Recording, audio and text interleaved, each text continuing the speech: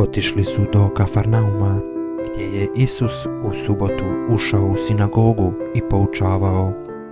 Ljudi su se divili njegovu učenju, jer ih je poučavao kao onaj tko ima vlast, a ne kao pismoznanci. U toj je sinagogi bio čovjek s nečistim duhom, koji je vikao: "Što hoćeš od nas, Isuse Nazarećanine? Jesi li nas došao uništiti? Znam tko si ti, Božji svetac." Isus ga je ukorio: "Ušuti i iziđi iz njega." Na to ga je nečisti duh protresao i glasno zavikavši iz njega izišao. Svi su se zapanjili i govorili jedni drugima: "Što je ovo? Moćan novi nauk.